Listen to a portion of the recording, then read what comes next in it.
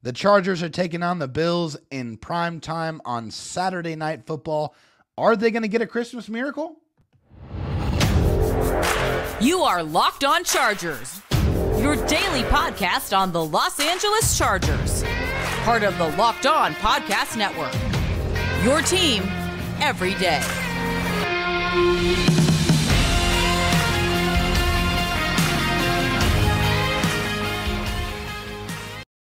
This crossover Thursday episode is brought to you by PrizePicks, the easiest and most exciting way to play daily fantasy sports. Go to prizepicks.com/LockedOnNFL and use code LockedOnNFL for a first deposit match up to $100. I'm Joe Marino from Locked On Bills. I'm joined by David Drogemeyer, the outstanding host of Locked On Chargers. We're here to get you ready for Bills Chargers Saturday Night Football at SoFi Stadium. It's the 5-9 Chargers against the 8-6 Bills. The Bills obviously looking to get into the postseason. The Chargers are a team very much in transition. I think when Peacock wanted the exclusive rights to this game, they thought they were going to get Josh Allen, Justin Herbert, playoffs on the line, and that is not what they're getting, but an important game for both teams as we work towards the end of this regular season. David, thanks for being here. Looking forward to getting your thoughts on this matchup. Hey, I'm happy to be here. I wish that the season for the Chargers was a lot more like the expectations were for the Chargers before this season started, which was playoffs, win in the playoffs or bust. And unfortunately, the Chargers obviously have fallen well short of those expectations, and that's why you saw the amount of change that we saw after Thursday night's embarrassing loss to the Las Vegas Raiders. So I'm sure this is a very easy question for you to answer, David. The biggest storyline for the Chargers is very clearly interim coach, plotting the path moving forward. Let's get into it. Absolutely, yeah. Biggest story for the Chargers is definitely how are the Chargers going to respond under their interim coach, Giff Smith. Giff Smith has been one of the longest tenured coaches that the Chargers have had, back to the San Diego Chargers days. He's the outside linebackers coach. And so, yeah, he's going to be the guy. He's a no nonsense type of coach. Very, honest, very transparent. And yeah, this is the first game since firing both the head coach and the general manager. And can they rebound from that, historic embarrassment? It's one thing to lose 63-21. It's another thing to lose 63-21 to one of your division rivals on national football in front of the entire world. So that's definitely something I'm going to be looking forward to, seeing if there's any differences. Is there going to be any changes under defensive coordinator Derek Ansley, who is going to be calling the defense now? Brandon Staley was the head coach and defensive coordinator / play caller. So I'm curious to see if there's going to be any differences made, any tangible differences that we can see from the defense. So, David, I had a couple of follow-up questions there. The first one is, are you surprised that it wasn't Kellen Moore? I think from the outside looking in, you mentioned the tenure that Giff has with the Chargers, but was this an opportunity to see if Kellen Moore can be the guy? He's had head coaching interviews. What are your thoughts on that being the decision for the interim coach? Yeah, I mean, I think, and I don't know anything. I mean, I'm sure that there was conversations had between Kellen Moore and the Chargers, but if you're Kellen Moore, just look at the situation, just realistically, step away from being a Chargers fan or a Bills fan and look at it. If I'm auditioning to be a head coach of a football team and I don't have my franchise quarterback there to be able to spearhead that interview, then why do I want to put myself in a position to where I'm probably going to lose my next 3 games? That's not exactly the type of audition that anyone wants to put forward into the world, no matter how great the offense looks, because in the NFL, it's wins or losses. If you don't win football games, then they're going to find somebody who can and will. So I don't know if this is the type of opportunity that Kellen Moore is looking for to be an interim head coach. I think he wants to, because this is the guy who's had head coaching interviews in the past, like you mentioned. I think he wants to be the guy, to start fresh, to be able to, start from the jump, and to be able to kind of put, and build his, success story from a more advantageous position. I just don't think it was the right time or opportunity for Kellen Moore to try his salt at being a head coach. The last thing I wanted to ask you before I get into the Bills side of things here is about that game that just happened. It was the 63-21 loss to the Raiders. The score is very, very lopsided. Yeah. But that was about all that was lopsided. I mean, first downs 20-18. Chargers were 6 of 12 on third down, keeping in mind Easton Stick's first ever career start at quarterback. Yeah. The yards in the game, Raiders 378, Chargers 326. Was this just more a matter of like the Chargers turned it over 5 times? They gave the Raiders a bunch of short fields. I mean, the Raiders touchdown drives were of 42 yards, 31 yards, 13, 49 yards, 24 yards, and a pick 6. I mean, they didn't have far to go. I mean, I know it's the Raiders. It's the quarterback situation's a mess. That's not a good football team. But I think there's a little bit of context here to this 63-21 loss. I mean, I'm not trying to like make it seem like it wasn't as bad as it was, but like there's some context here that matters. Absolutely. And the context is that your scores are going to look like that when you give up 35 points off of turnovers. I mean, that's what it is right there. 28 points on fumbles alone, including, a fumble from their special teams unit, who's been one of the best special teams units in the entire NFL this season. So a lot of uncharacteristic, giving the ball up, coughing the ball up. And hey, whenever you have a backup quarterback going into any type of situation, it's not ideal. Although the Chargers offensive line has struggled handling pressure, especially in the biggest moments all season long. It's a large reason why they've been so bad in one-score games, because they have not been able to protect the quarterback when they know that the defense is coming after him. That has been an issue for the Chargers all season long. But anytime you give up that many points off of turnovers, it's going to look as lopsided as that game looked on Thursday night. Yeah, that's one of my big takeaways. I watched the game, and then I went and looked at the box score, and I'm like, this is weird. Yeah. On the Bills side of things, this really just comes down to being aware of what's at stake and keeping it going. The Bills built themselves a big old hole this year with some really goofy losses against the Jets, against the Patriots, the blunder at the end of Denver game. Yeah, some weird ones. Philly. I mean, just really some catastrophic losses that are pretty uncharacteristic of this football team. And so they built themselves a hole, but they're starting to get out of it. They're 8-6 now, and they can smell the division being within their grasp. All they got to do is they got to beat the Chargers and Patriots. The Dolphins have to lose one of Cowboys and Ravens, their next two. And week 18 against the Dolphins is for the AFC East. Right? The path is quite clear. For the hole that you built yourself, you can get yourself right out of it. And step one is taking advantage of this opportunity to play against the Chargers. And the Bills coming out of the bye, they won in Arrowhead. They beat Kansas City, and then last week I think everyone saw beating Dallas 31-10. Yeah, they're kind of peaking at the right time, big time. But this is a scary matchup, David, and maybe some people are rolling their eyes. But you're talking about a rest advantage, right? The Chargers played on Thursday. The Bills played on Sunday. Yeah. So the Bills have a short week against a team with extended rest across the country, right? That in and of itself is a tough dynamic. Not to mention the interim coach. Yeah. And you see this, man. You see teams get like a little bit of a bump from firing their coach and having an interim. You're seeing it with the Raiders under Antonio Pierce. They're 3-3. They won their first 2. The Jeff Saturday thing with the Colts, they won that first game. You look at what Steve Wilkes did with the Carolina Panthers last year after they fired Matt Rule. It's kind of a thing. Yeah. And look, you're going to know the Chargers better than me, but I've watched the Chargers for the last 2.5 years. Brandon Staley with some of the most egregious coaching decisions you'll ever see, costing them football games. He's a defensive-minded head coach, and his defense stinks. All right, so I'm guessing that the Chargers players are potentially pretty happy about this and ready to say, you know what? That guy was the problem. We're a decent group of players. That guy was the problem. And so, like, you worry about these dynamics and that this is going to galvanize this Chargers team on top of the tough circumstances for a Bills team that has got to have it. And so that's what, on the Bills side of things, it's like, hey, go take care of your business. But let's be mindful of this is not just a pushover game that, the Chargers are going to be up for this game at home, prime time, looking to show that, that's a decent group of players, and Brandon Staley was a problem.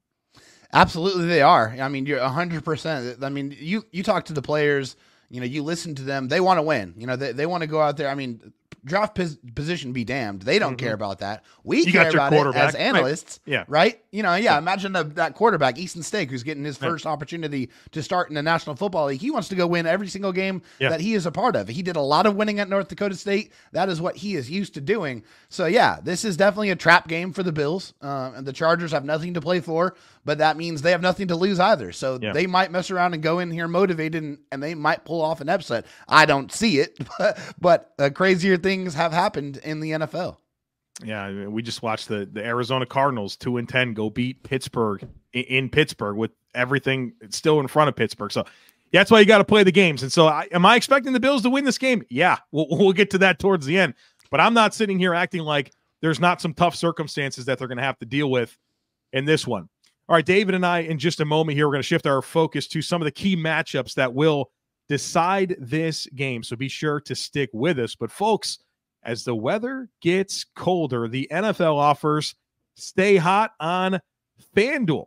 New customers right now can get $150 in bonus bets with any winning $5 moneyline bet. That's $150 if your team wins. So if you've been thinking about joining FanDuel, there's been no better time to get in on the action. I love the app. It's super easy to use, and there's a ton of different things that you can bet on, including spreads, player props, over-unders, and more. And I've been telling Bills Mafia this for the last few weeks, and now the Chargers fans, you guys can get in on a little secret.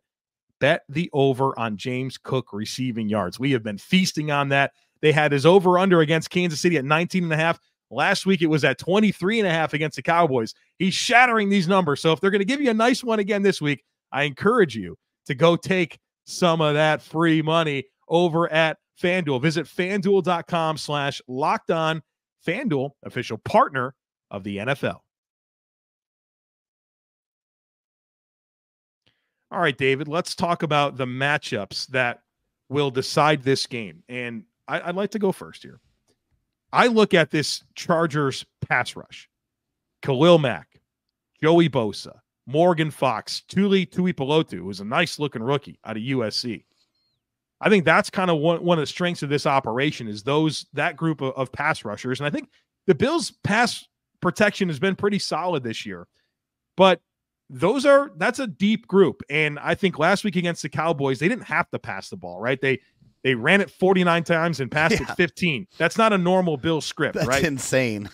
Really, really surprising. And I don't know that the Bills are going to ram the ball down the Chargers' throats like that. Maybe they will. I'm not sure. But as I think about things that could decide this game, it's those edge rushers against the Bills' protection schemes and making sure that they can meet that moment because there's a lot of talents, a lot of savvy vets that know how to get to the quarterback. And even Tuipulotu is a young guy that has shown a pretty exciting pass rush arsenal, and man, that guy plays hard. Yeah. So those edge rushers against the Bills' pass protection scheme is kind of where I want to start the conversation. Yeah, it's definitely a huge part of this football game. We don't know if Joey Bosa is going to be able to play. He's been on IR. He is eligible to return in this football game. He's been doing some work off to the side with trainers and stuff. I'd like to see him get a couple practices in before they actually, put him back out there, especially when the Chargers are not really playing any meaningful football. Although Khalil Mack is one of, the top sack artists in the NFL and has led, the NFL the last couple of weeks in sacks. So for him, I think, he's still motivated to try to get to 20 or try to get to the NFL record if possible. It is within grasp. He's had games where he's had 3, 4, 6 sacks, even against the Raiders and Aiden O'Connell. So yeah, he definitely has plenty to play for if he wants to kind of etch his name into NFL, annals of history. I definitely think there's something there. I think for the Chargers, outside of just Khalil Mack in the pass rush, I got to see something out of Derwin James in this game. I mean, the last couple of football games for Derwin has not been good. He just is not his typical ferocious good tackling self. He's a guy that is one of the better safeties in the NFL. He does most of his work, his best work, close to the line of scrimmage, but he's been missing way too many tackles. That's something that has to be cleaned up. And I think you want to feel better about the situation because he's one of the highest paid players in the NFL, one of the highest paid players on your defense. He is one of the leaders of your defense. So in this game, I want to see a more vintage version of Derwin James, a guy that we know is insanely talented, but has had a bit of a down year. Yeah, and he'll get his chances. I'm sure the Bills will want to get Dalton Kincaid and Dawson Knox, their tight end duo, going, and of course James Cook. He'll have his chances to tackle, I'm sure of that. So interested to see how he's galvanized maybe after Brandon Staley departed. I felt like that was a pretty good rapport between those two guys, but I'm sure he's eager to show that he can still be a franchise cornerstone for the Chargers. One thing that I like to look at here is this quarterback, Easton Stick. He's not a rookie. I mean, he's been around since 2020, 2019, something like that. Yeah. But he hasn't played a lot of football. This will just be his second career start. And I think he's thrown less than 60 passes in NFL regular season games. And he's going up against this Bills defense under Sean McDermott. The Bills have the same type of deal with a defensive-minded head coach that's now the defensive coordinator and head coach.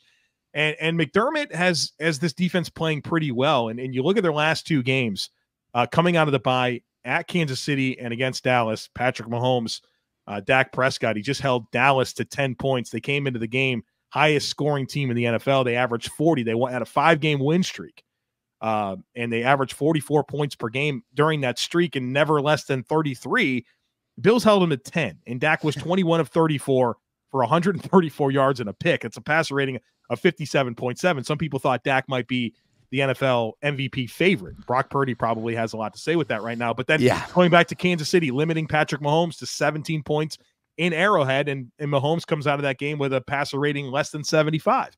And so it's a defense that's playing well. They've kind of find themselves. The Bills had injuries on defense earlier in the season, like week 4, week 5. They lost key players, Matt Milano, Trey White, Daquan Jones, key players. And it's taken them a little time to adjust to that. They've had some reinforcements with the Rasul Douglas trade, signing Linval Joseph, a former Charger there. They've kind of figured it out at linebacker. So they've kind of hit their stride, and now they're going up against Easton Stick in his second career start. And Keenan Allen, the heel injury, I mean, you're going to probably know more about the availability. I know he didn't practice on Tuesday. And so, no Justin Herbert, Easton Stick's second start. You don't have your best receiver. You're down to your third center, right? And Will Clapp got injured. You don't have Lindsley. So it's Brendan Jamies is going to be your starting Brendan center. James. Yeah. So you got some stuff here to overcome for the Chargers offense. And I think Sean McDermott against this Easton Stick-led Chargers offense without Keenan Allen down to your third center, you feel like that's an opportunity that you should be able to take advantage of. 1,000%. Yeah, it's definitely a scary proposition going up against the Bills defense, which is unequivocally much better than the Raiders defense, and that didn't go entirely well for Easton Stick. But what I feel like the Chargers need to do, especially with Easton Stick at quarterback, is to make that system a little bit more like what he's used to. He is a running quarterback. He's a guy that definitely has athleticism with his legs. He needs to run the ball a little bit more. There needs to be more design runs. They need to get the ball into Austin Eckler's hands a lot more in the receiving game. He's caught a lot less passes this year. Part of that has to do with injuries. Part of that has to do with just difference in offensive scheme. But I think, when you look at this Chargers offense and what you kind of want to see out of them for the next 3 games is, I want to know who's going to be a part of the future. Who's going to be part of the 2024 Chargers offensive plans. Quentin Johnston needs to step up. He hasn't had the rookie season that we all kind of wanted or expected in comparison to some of the other first-round wide receiver rookies that have been killing it this year. Quentin Johnston has dealt with drops, has also just, kind of disappeared at times in games. But this is his time to shine. It's his opportunity to be the number one guy. Or Josh Palmer probably is the number one guy at this point, but he's another guy. He's been with the Chargers a couple of years, but he's one of the, up and coming wide receivers. He wants to prove that he's going to be one of those guys that's going to be with Justin Herbert for the foreseeable future. A guy that's coming off of a really strong performance, 4 catches, 113 yards, and a 70-plus yard touchdown on a broken coverage. But I think that's probably what the Chargers are looking at trying to do. Get the ball out of Easton Stick's hands quickly. We saw what happens when he holds onto the ball. Unfortunately, he gets put on the ground. That can't happen. Obviously, we saw in that Raiders game how important it is not to turn the football over, because when you give anybody a short field, they're going to score a lot more times than not. And the Buffalo Bills offense is fantastic. So you give them short fields with Josh Allen and all his talents, that's going to be a recipe for disaster. So the Chargers need to protect the ball. They need to keep possession of the ball. And if they want to score, they're going to have to utilize the weapons that they have left.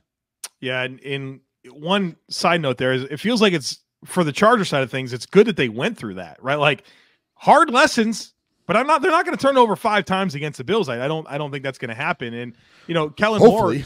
Moore, Kellen Moore has had a history of playing backup quarterbacks, right? Yeah. I mean, Dak was injured quite a bit. Cooper Rush. I mean, how many times do we have to watch that guy play for Dallas, right? So this is not an unfamiliar spot for Kellen Moore. And then Easton Stick, I mean, we hit 3 touchdown passes, right? They need a decent amount of production in the game. Just the turnovers were part of the issue, and it wasn't all on him. So right. I think the Chargers learned some hard lessons, and I think there's a lot for them to prove the rest of the way. I'm certain they're going to give the Bills all that they have on Saturday night. In just a second here, we're going to talk about the path to success for each side of the equation here. So be sure to stick with us. But folks, I gotta tell you what, I am obsessed with DoorDash. The convenience of DoorDash is unmatched. And look, Saturday Night Football, December 23rd, it's Christmas Eve's Eve. You're not going to want to be making dinner or getting to the grocery store. DoorDash can handle that for you. They'll bring you groceries right to your front door. They'll bring you food from your favorite local restaurant right to your front door. So, the Bills and Chargers are going to kick off on Saturday evening. Place a DoorDash order and enjoy the food during the game. You don't have to worry about preparing anything on Christmas Eve.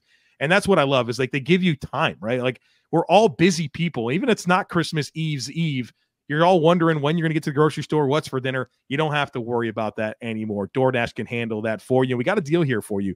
Get 50% off up to a $10 value when you spend $15 or more on your first order when you download the DoorDash app and enter code LOCK23. Subject to change. Terms apply. Again, that's 50% off up to a $10 value when you spend $15 or more on your first order when you download the DoorDash app and enter code LOCK23. Subject to change. Terms apply. All right, David, time to get into the path to success. I think the Bills enter this game. They started off as a 14-point favorite. I think that's come down closer to 10, 11. We talked about the dynamics of this game for both sides, the matchups. When you plot that path for a Chargers upset, a home upset, what's the keys to success? Well, I mean, first and foremost, it's protect the football. I mean, you cannot cough the ball up and expect to win this football game. It's just not going to happen. The margin for error is extremely, extremely low in that situation. And on the other side of the token is you kind of have to hope for one of those, Josh Allen, give the ball away type of games, yep. Which we have seen. We've seen it. He's thrown it up in situations to where he definitely shouldn't have, and it's been taken away. Or fumbles, which is part of the game when you're a running quarterback. He's pretty sturdy. He doesn't do that a whole lot, but he does give the ball away. So the Chargers need to hope that they're able to capitalize on some of those turnovers and turn those into scores if they want to win this football game. But let's be real. It's not really going to help the Chargers if they win the game. I mean, at this point in time, it's really what's going to be best for the Chargers moving forward, and that's getting the most advantageous draft position that they possibly can. So, I mean, that's what they're going to have to do to try to win this game. But in all honesty, it's really best that they lose. Right. I don't think the players would agree with that, and so or the coaches. So I think that's where you can have the win-win on the Charger side of things if you lose them. And that's the thing is how does Joe Burrow get Jamar Chase? Right. Right. How do you leverage this season that didn't go the way that you want into maybe getting some pieces that you shouldn't, right? And I think you do have that opportunity potentially by losing the game. So from the fan side of things, like definitely I think losing would be best for the Chargers and for the Bills. That would be the best possible outcome as well.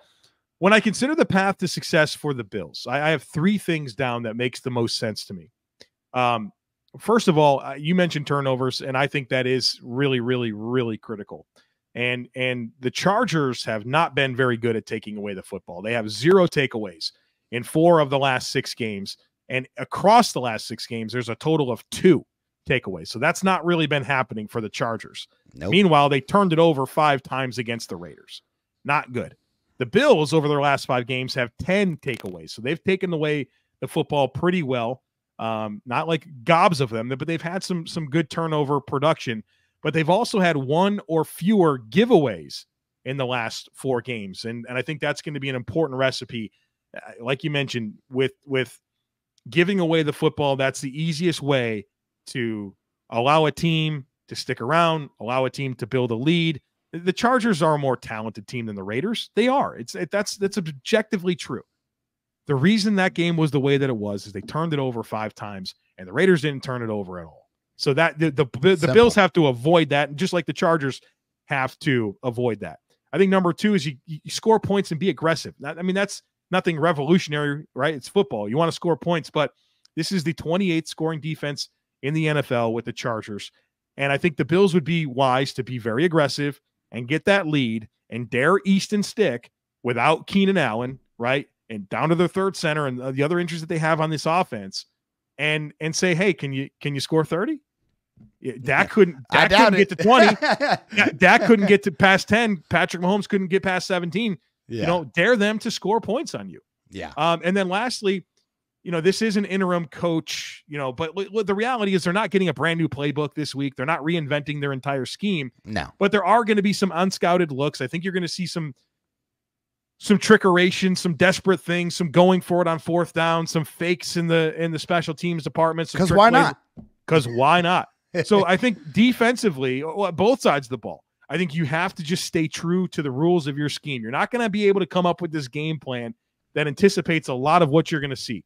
But I almost at the same time, I can appreciate that because it takes some of the complexity out of it and just, hey, what are your rules on defense? We're calling this play. What are you supposed to do on this play? If, what variables exist and how do you, to me, it just simplifies things. Yeah. Stay true to your rules and realize that there could be some weird stuff coming from the Chargers side of things as they're, looking to spoil, I guess, a little bit and prove themselves as valuable, members of this football operation moving forward. Well, and guys that are trying to get jobs, outside of this season, right? I mean, the Chargers have a ton of players that are entering contract years.